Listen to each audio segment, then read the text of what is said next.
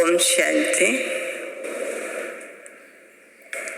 कल आप सभी ने प्यारे बाप दादा को गुलजार दादी जी सहित इस हाल में उनकी पधरामनी को अनुभव किया। दादी जी के जाने के बाद फर्स्ट टाइम दादी का सब ब्राह्मण कुलभूषणों से मिलन मुलाकात हुई। मैं वाणी से पूर्व एक अपना अनुभव सुनाना चाहूंगी, क्योंकि बहुत पहले जब भी कोई चोला तजता था तो कई बार उन आत्माओं को संदेशी के तन में बुलाया जाता था और वो आती थी, परंतु कई बार अज्ञानी लोग जब उस सभा में बैठ जाते थे उनके संबंधी, तो वातावरण कुछ स्थूल बन जाता था। तो धीरे धीरे बाबा ने ये सब स्टॉप कर दिया, लेकिन अभी भी अपनी आदरणीय दादियों के लिए समय प्रति समय उनका आगमन होता है। तो जो मैं अनुभव सुना रही हूँ, एक बार की बात है कि एक सरदार जी थे जिनके यहाँ बाबा जाकर ठहरे थे।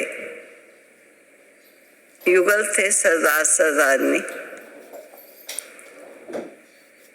तो वे बहुत बाबा के स्नेही थे और स्नेह के कारण ज्ञान में वो नहीं चलते थे। सरदार जी सरदारनी चलती थी, लेकिन स्नेह के कारण वो क्लास में जाकर बैठता था। और कटसी भी है कि एक घर में बुलाया जाए और उनकी सभा में ना बैठे ठीक नहीं, तो बैठते थे। और काफी बाबा के फ्री हो गए, नजदीक आ गए। तो एक बार सरदार जी ने बाबा को जाकर एक बात कही कि बाबा, एक बात मैं आपको कहता हूँ, साकार ब्रह्मा बाबा को, बाप दादा को, लेकिन आप मुझे मना नहीं करना। बाबा ने कहा, बोलो बात क्या है। कहा, बाबा मैं रात को सोने से पहले 4 चम्मच लेता हूँ।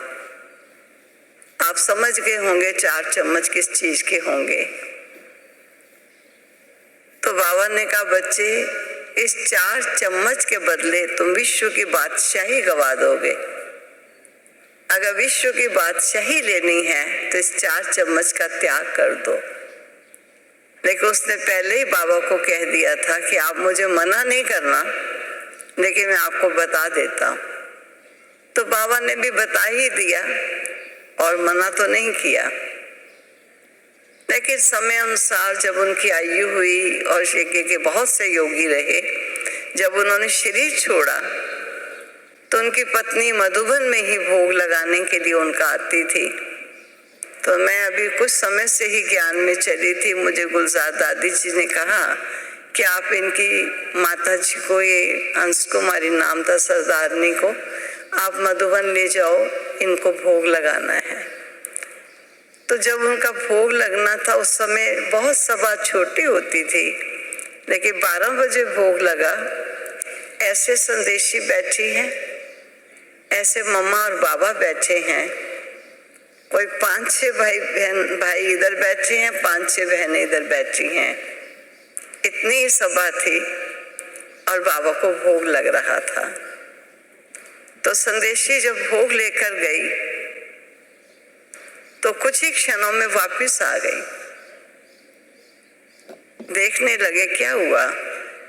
तब संदेशी ने कहा कि बाबा ने कहा है कि बच्चा देसी घी ही खाता था, कभी दूसरा तेल आदि नहीं खाता था, इसके लिए उसी घी की ही भोग बना के भेजोगे तभी बाबा उसको स्वीकार कराएगा। मैं समझती बोली दादी ने बहुत जल्दी 10-15 मिनट में आलू हलवा पूरी जल्दी से जल्दी बना करके पुनः पेश किया और प्यारे बाबा के सन्मुख आया। और संदेशी फिर ध्यान में गई और भोग लगाया। जब संदेशी भोग लगाने गई, कुछ ही क्षणों में जैसे कि सरदार जी की आत्मा संदेशी तन में प्रवेश हुई। मैंने सुना जरूर था कि आंसुओं की झड़ी लग गई। मैंने फर्स्ट टाइम देखा कि जब संदेशी तन में उस आत्मा की पधरामनी हुई तो इस कदर वो रो रही थी कि आंसू पर आंसू, मोटे मोटे आंसू ऐसे गिरते जा रहे थे। तो बाबा ने बड़े प्यार से कहा, बच्चे, जब बाबा ने कहा था तब तुम नहीं माने थे, अब क्यों रोते हो? मेरे बच्चे, रोना नहीं। इतने प्यार से, कोई ये नहीं कि धर्मराज का रूप है, रूप वही प्यार का है, बाप का है, लेकिन न्यायकारी बाप है। और बड़े प्यार से बाबा ने गले लगाते हुए, आंसू पोंछते हुए कहा, बच्चे, जब बाप ने कहा था तब तुमने नहीं माना, अब क्यों रोते हो? रोना नहीं। आप देखिए, एक तरफ वो प्यार भी दर्शाया कि बच्चा देसी घी खाता है, इसलिए उसके लिए उसी घी की भोग बनकर आएगा तो बाबा स्वीकार कराएगा। और दूसरी तरफ न्याय का भी पूर्ण रूपेण पलड़ा ऊंचा रखा कि जब कहा था तब नहीं माने, अब रोने से क्या होगा? ऐसा नहीं कि पिता रूप में क्षमा कर दिया जाए। तो बाबा हम बच्चों को कई बार इस प्रकार भी संदेश सुनाया करते थे और ज्ञान से अपने बच्चों को सींचते थे भिन्न भिन्न रूप से। तो वो समय था जब आत्माओं का आना और भिन्न रूप से अपने संबंधियों से मिलना, और कई बार बड़े प्यार की बातचीत भी होती थी। बाबा कुछ समय देते थे, लेकिन अपनी आदरणीय दादी का आना, अपने बाप दादा का आना वो देखा कितना अलौकिक और कितना निराला और न्यारा रहा। कैसे बाबा दादी के द्वारा जैसे कि सब बच्चों को आशीर्वाद देते थे, वैसा ही आशीर्वाद का कार्य चल रहा था। और अपने बच्चों को आशीर्वाद देकर उस आत्मा को भी सारी सभा से मिलाकर वापस ले गए। तो प्यारे बाबा हम बच्चों को कहते हैं, एग्जामिनेशन जब नजदीक आ जाता है तो फिर खेल का सब्जेक्ट कॉमन नहीं रहता है, ये सब्जेक्ट स्ट्रिक्ट हो जाता है। इसलिए आज समय है ज्ञान सुन जीवन में धारण कर प्यारे बाबा को अपने जीवन से ही प्रत्यक्ष करना। तो आज बाबा के महावाक्यों का सार ही है, मीठे बच्चे, सच्चे सेल्वेशन आर्मी बन, सबको इस पाप की दुनिया से पुण्य की दुनिया में ले चलना है। सबके डूबे हुए बेड़े को पार लगाना है। यह है सेल्वेशन आर्मी को डायरेक्शन। प्रश्न है,